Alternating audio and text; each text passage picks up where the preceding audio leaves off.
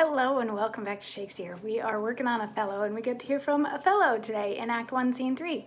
So things that are going on. A whole bunch of people have brought this sort of case to the Duke because Brabantio, being the racist that he is, doesn't like the fact that his daughter Desdemona married Othello. So then Othello had to tell his whole story of how they fell in love.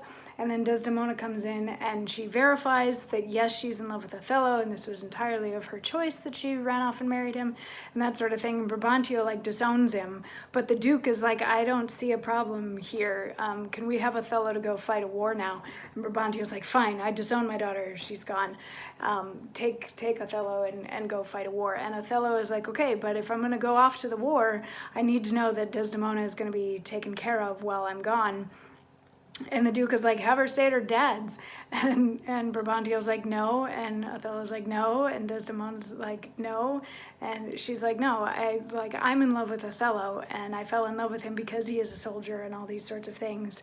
So I would like to go with him because if I don't get to be with him, then you're depriving me of everything that I love.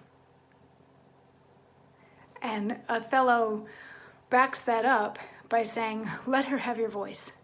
Vouch with me, heaven, I therefore beg it not, to please the palate of my appetite, nor to comply with heat the young effects in my defunct and proper satisfaction, but to be free and bounteous to her mind. And heaven defend your good souls, that you think I will your serious and great business scant when she is with me. No. When light-winged toys of feathered Cupid seal with wanton dullness my speculative and officed instrument, that my disports corrupt and taint my business? Let housewives make a skillet of my helm, and all indign and base adversaries make head against my estimation.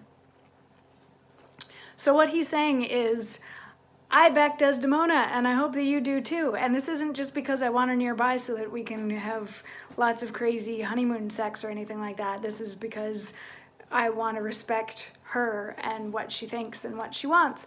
And let me, assure you guys that just because my wife is there with me, that doesn't mean that I'm going to shirk my duties as military guy, because the day that I shirk my duties as military guy, you can scalp me and eat my brains out with a spoon.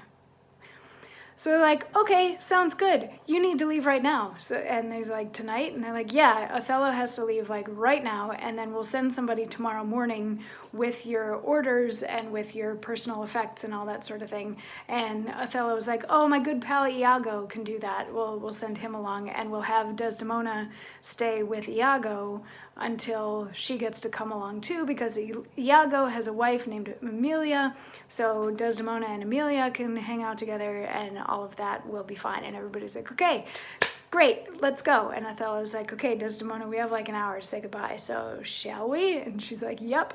So everybody leaves the stage except for Iago and Roderigo, because remember, they started this whole thing by going and waking Brabantio up to tell him that Desdemona wasn't there because Roderigo is in love with Desdemona and Iago hates Othello, so they wanted to try to break the two of them up. So the two of them get a little time on stage to regroup once everybody else has left at the end of this scene, and we'll get to hear some of that regrouping tomorrow. I'll see you then. Mwah.